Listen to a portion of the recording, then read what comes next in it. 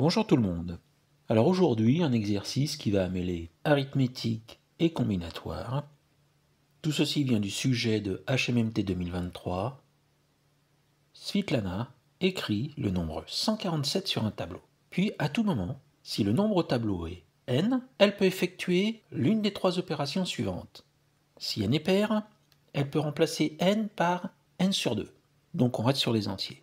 Si n est impair, elle peut remplacer n par n plus 255 divisé par 2. Encore une fois, le résultat est un entier. Et si n plus grand ou égal à 64, elle peut remplacer n par n moins 64. Calculer le nombre de valeurs possibles que Svitlana peut obtenir en effectuant 0 ou plusieurs opérations. Et pour entrer tout de suite dans le vif du sujet, 147, je vais l'écrire en base 2. Donc j'effectue une succession de divisions par 2 et je note les restes. J'obtiens que 147 est égal à 1, 0, 0, 1, 0, 0, 1, 1 en base 2. Comme vous voyez, c'est pas très compliqué. De plus, si jamais on prend n inférieur à 255, et c'est ça qui m'a dirigé vers cette écriture en binaire, parce que 255 c'est 256 moins 1, c'est-à-dire 2 puissance 8 moins 1. Eh bien, n plus 255 divisé par 2, ça reste inférieur ou égal à 255. Si maintenant n est pair, n sur 2, c'est strictement plus petit que 255. Et n moins 64, évidemment, est strictement inférieur à 255. En fait, quelle que soit la suite qu'elle va construire en respectant les trois conditions, eh bien cette suite un, elle est majorée par 255.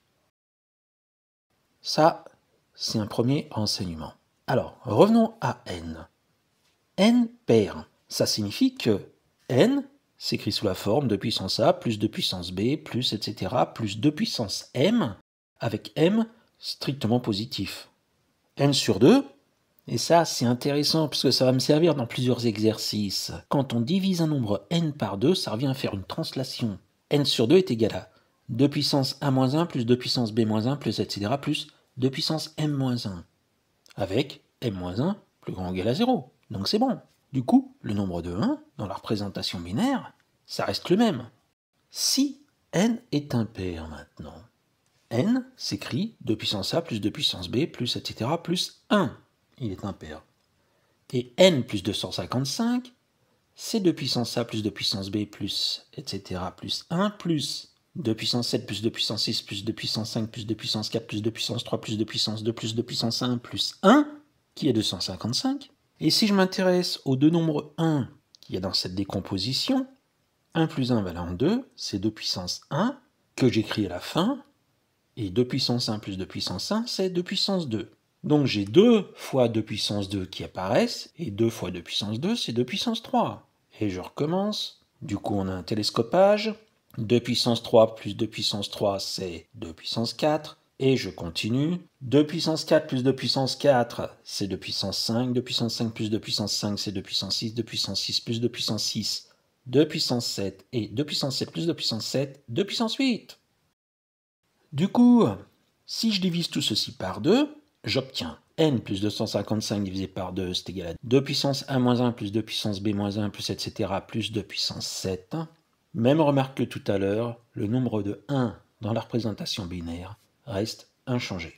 Et il nous reste le dernier cas. Étant donné que n est inférieur ou égal à 255, n s'écrit sous la forme a7 fois 2 puissance 7 plus a6 fois 2 puissance 6 plus etc. plus a2 fois 2 au carré plus a1 fois 2 plus a0, avec chacun des i qui vaut 1 ou 0, la représentation binaire. 64, c'est 2 puissance 6. Autrement dit, c'est un 1 suivi de 6 zéros. Donc n, en représentation binaire, c'est a7, a6, a5, etc. jusqu'à a0. Et je m'intéresse à n moins 64. n, je le casse en deux, sous la forme a7, a6 suivi de 6 zéros, plus a5, a4, a3, a2, a1, a0, si bien que n moins 64 est égal à a7, a6 suivi de 6 zéros, moins 1 suivi de 6 zéros, plus a5, a4, a3, a2, a1, a0. Et là, je vais me placer dans les différents cas possibles. Si on a A7 est égal à 1 et A6 est égal à 1, la différence n-64 transforme le A6 en 0. Et par contre, A5, A4, A3, A2, A1, 0 ne va pas changer. Donc n-64 est égal à 1, 0, A5, A4, A3, A2, A1, 0.